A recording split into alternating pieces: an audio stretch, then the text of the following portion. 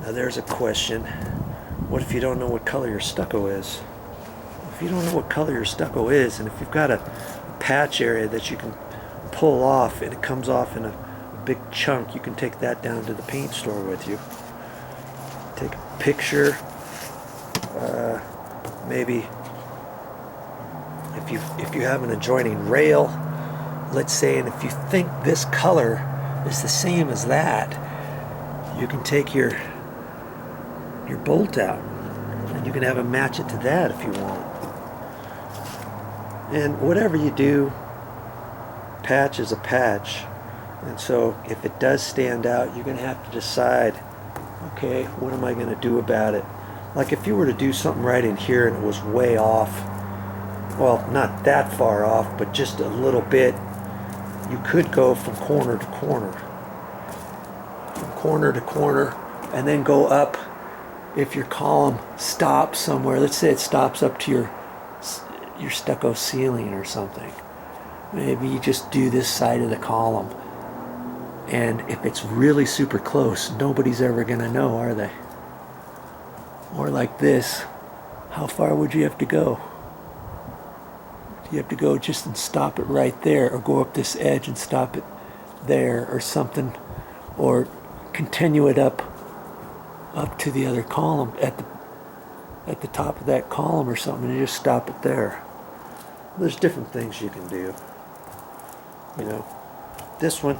And then once, if you're doing stucco from scratch and they want to put a color code in it, you make sure you know what that color code name is and write it down. Now if you don't know, and if you got a 40-year-old house and your stucco on the outside of the house needs to be painted anyways, and you get a painter to paint the whole thing, now you know what the color is, and you can use that paint color and you can put it in Dry-Vit, and then you can use that for your stucco patches.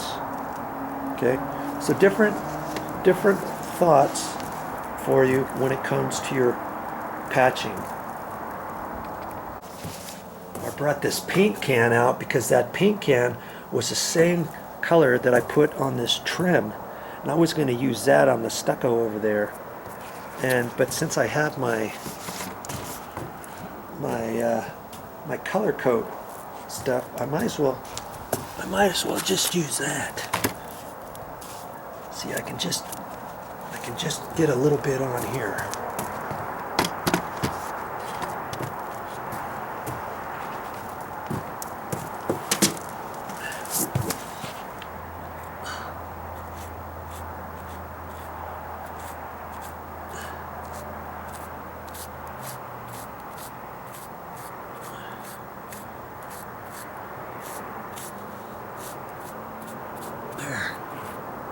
That's all I gotta do.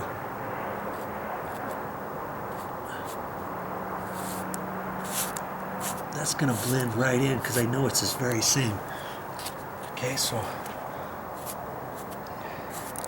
leave it like that, come back to it in a little bit, brush it down when it's drying. Okay? Very goodly. Now don't forget to get your lid back on. And I've cleaned it around the edge because that's the rubber seal. You can actually grab that and pull it out if you want it, but it's a long ring that goes down there that seals that. And before I put that on there, I wanted to make sure I didn't have any buildup on the top edge here. I've already kind of scraped it off. Okay. And that way I'll get a nice tight seal on there. I won't get any air up in here. If I left some of that on there, I'd get a possibility of some air coming in here. It's the worst thing for this. You get air in here, then this is all going to dry up. Now this side is all dried as it is. That's how it was from before. And I have to just leave that alone. I don't want to just clean that and scrape that all off because then it will go back into my mix, and I don't want that. So I'm just going to have to leave that section alone. In fact, you see, this is wet.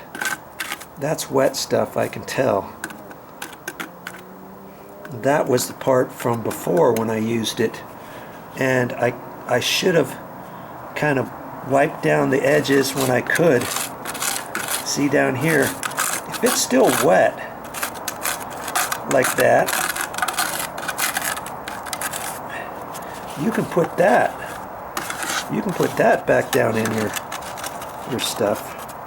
Okay, but nothing, if it's not wet, see, some of it's pretty dry. I really don't want to mess with it too much.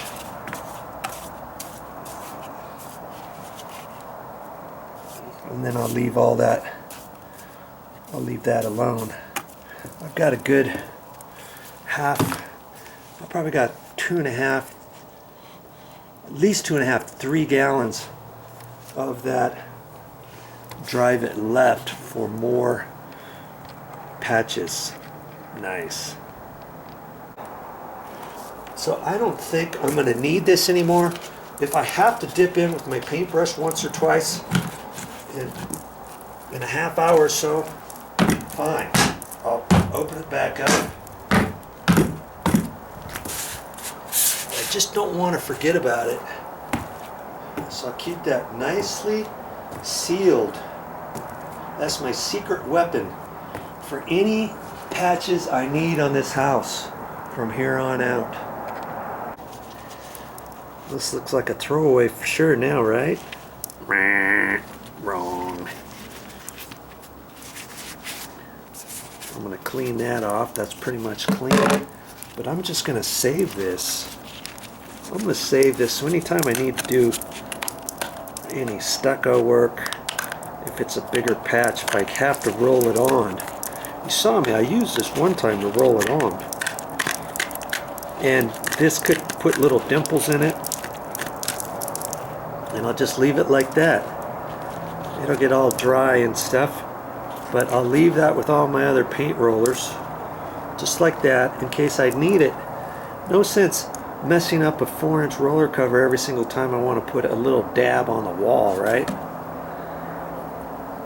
And you saw, I can either put that on the wall, I could brush it on the wall, depending if it's a small little patch. I could put it on with my 3-inch putty knife, even my 1.5-inch putty knife. That worked really well. And there you go. Patch away. After that black skinned up, I took a little bit more wherever I saw it, put it on my finger that time, and went around. Doesn't that look nice? So that's all ready for the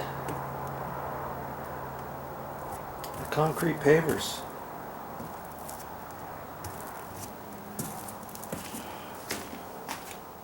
Got it all nicely patched in there.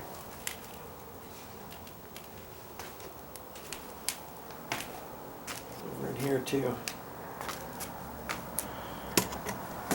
And so tomorrow, I guess I'm ready to reinstall this stuff here. Well, tomorrow is a big day. I'm getting ready to reinstall my concrete pavers, but that's not what this video is about. This video is about kaboom. I'm gonna install this timer. It's a dimmer. So you turn it off down here, and then there's a dimmer paddle right there. And the cool thing with this is it's not a single pole dimmer. I can hook it up as a single pole, or look at that, 3-way. That's where there's 2 switches in the wall at different locations. And in this room, I've got these can lights all the way around here, and I think at night it would look cool to have these dimmed down, like when you're watching TV or something. And so I'm going to put this in. I'm going to put it in at the bottom of the stairs. Come down the stairs. This dimmer switch is going to be right here. So that's what I'm going to do on this particular video. You want to see that? I have never installed a 3-way dimmer before, so I'm curious how the wiring's going to be in there. And this particular dimmer is set up that way. Not all dimmers are 3-ways. So, and I talked to the store and I says, I was pretty sure of the answer. I was like, can I put a dimmer on this one and leave the other 3-way switch alone? And they said, yeah, you can do that. So this one here is just going to be an on-off for these lights. Okay. And then I'm going to have the dimmer over there. And if you wanted a 3-way dimmer at both locations, you can do that too. There's a way to do that when you wire this up. So I'm curious how that's going to work. If you want to see that, stick around.